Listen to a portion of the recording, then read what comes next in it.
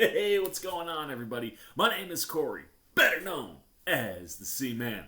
This is my little buddy Grogu, and we want to welcome you to another edition of the Seaman's Cinema Sitdown. It's here. It's arrived. We've waited 8 weeks for it, and it's finally landed. And it was so damn good. I had to put on my new Grogu shirt that my mom got me because I'm in a festive mood, man. I feel like Jon Favreau just went and gave us another gift that we gotta now wait a year for before we can open again. But what we get is freaking phenomenal. So why don't you pull up a chair, take a seat. We are getting ready to dive in, spoiler free, into the Mandalorian Chapter 16, The Rescue. That's all I can say about the episode. I'll tell you the title up front. After that, I can't really tell you much on this one. This is another one of those episodes where if I say anything about what actually happens in the episode, I'm probably spoiling something for you guys. So you go, what can you say in a non-spoiler episode, Seaman, if you can't tell us anything? Well, what I can tell you is Jon Favreau is a genius. Now, this is nothing that you don't already know. We've been watching it on display all season long. We watched it on display all season long last year. And yet again, he delivers in a big, bad way with the script. I was sure that Favreau was going to direct the finale, right? Like, came back, didn't direct any episodes in season 1 because he was doing Lion King things, which, apparently took up a lot of time because why would creating a real-life world with animals take anything but a long time, right? I mean, that should be, no excuse to not be on The Mandalorian season 1. But, obviously we got him on episode 1.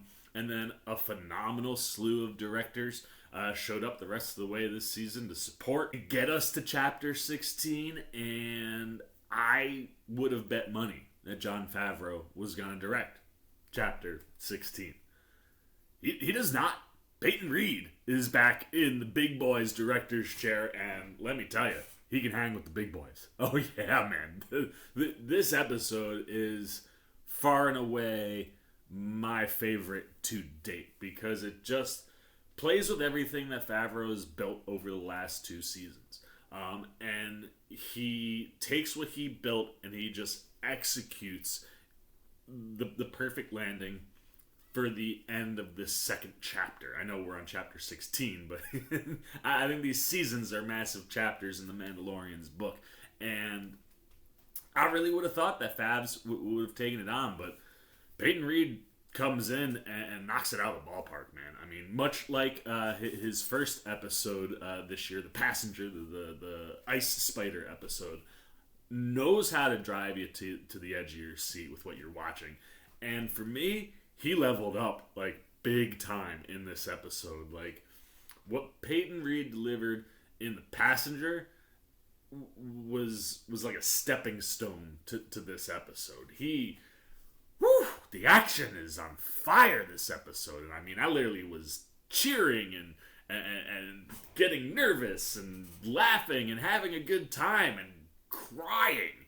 And a lot of that, obviously, is a credit to Jon Favreau's script. What he does in the episode, like I said, he takes everything that he's built and he shows you why he's built it.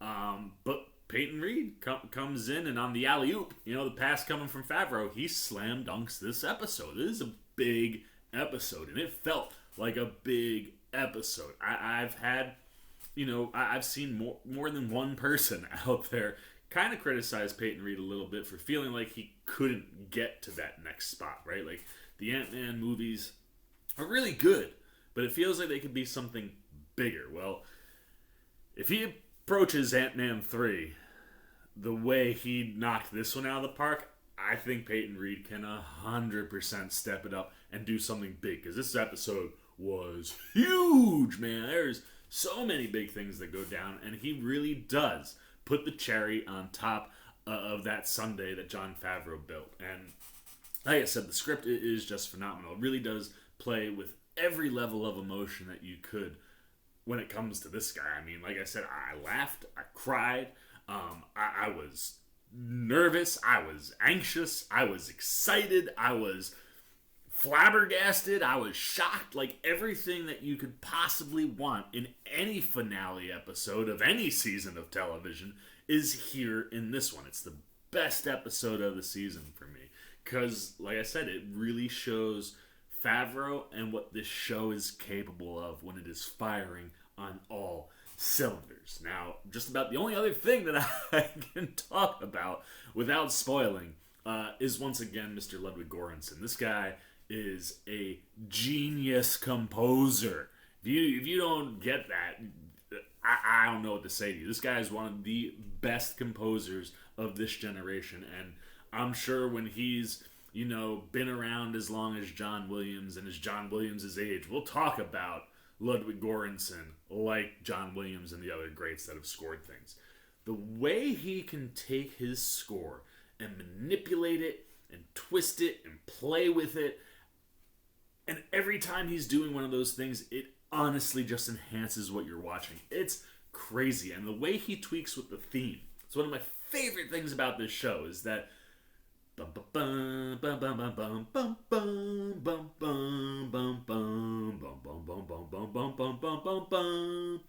that theme, the way he's been able to play with that throughout the whole series and just twist it and tweak it. And it's like, you know what, I'm going to bring it back here, but I'm going to do this, which I didn't do it to it last time, and add something different to it.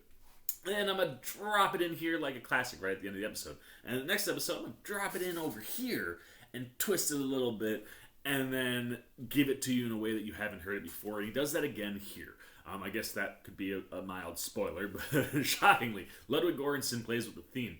And he does it a couple different times throughout the episode. And every time he does it, the way in which it comes out just amplifies the moment that you're watching on screen, and it gives it an air of, regalness and like, this kind of massive feeling sometimes, and then kind of gives you these like really interesting, like, pull me in with these sounds. What are you doing to me, Ludwig Göransson?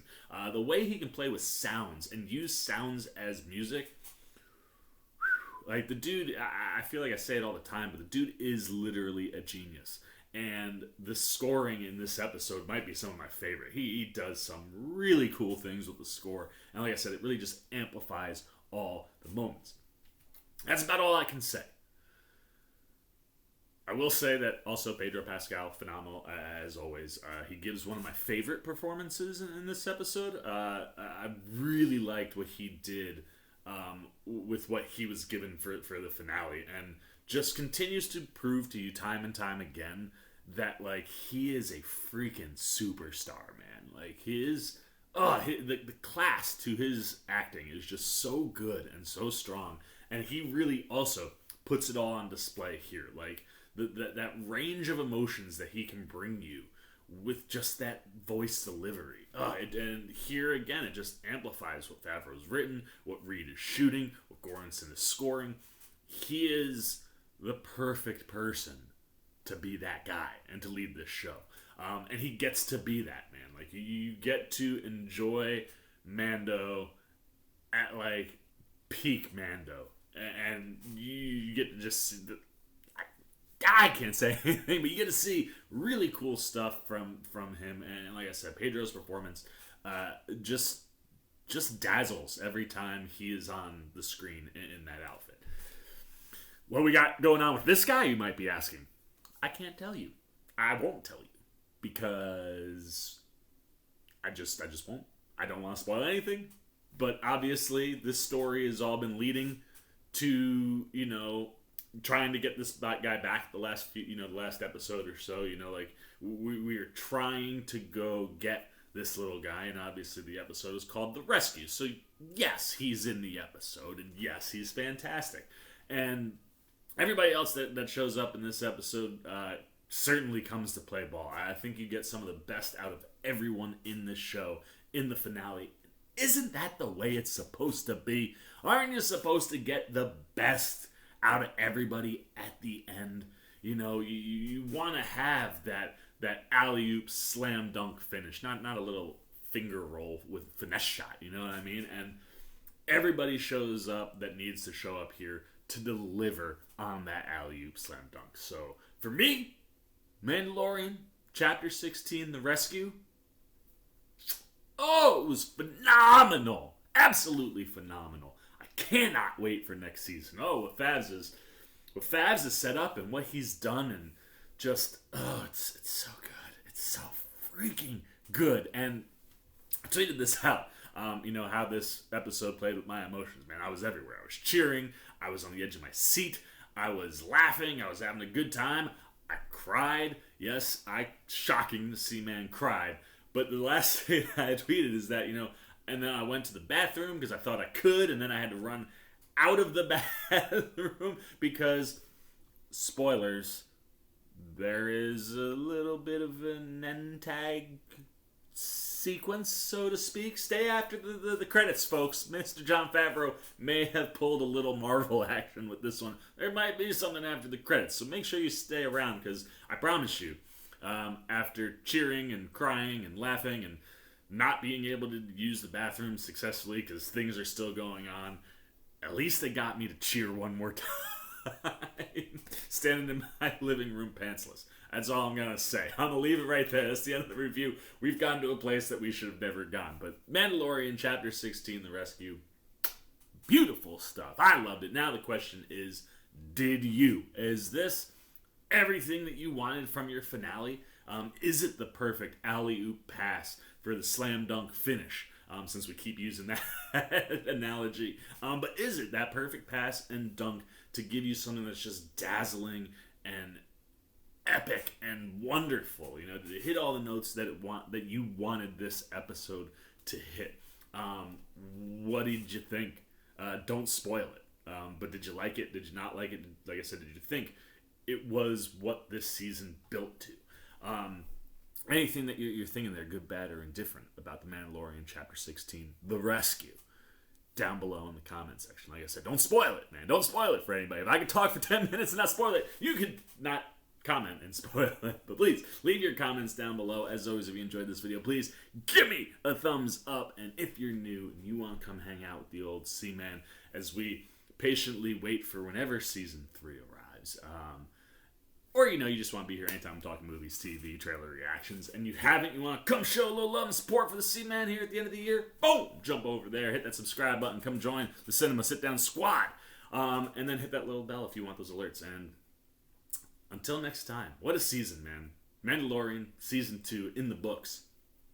So beautiful, so good. Just absolutely wonderful. Certainly better than the first season. It's come to an end. I can't wait for next year. It's all we got, man. Me and Grogu, we out. We getting out this piece. We'll be back, though, one more time for a spoiler review, because, oh, we got to talk the spoilers. So make sure you keep your eyes out for that. But until then, for the Seaman's Cinema Sit Down, this has been Grogu. I've been the Seaman. All season long, that's been Din Djarin and the Mandalorian, baby. And we have certainly enjoyed talking these episodes with you. We got one more to go, but until then, for the Seaman Cinema Sit Down, Grogu, Din, Seaman, we out! Peace! Well, that's all live and breathe. You still here? Check out a video like this one, or this one, and hit the subscribe button so you can get alerts and check out everything the Seaman's got at the Cinema Sit Down.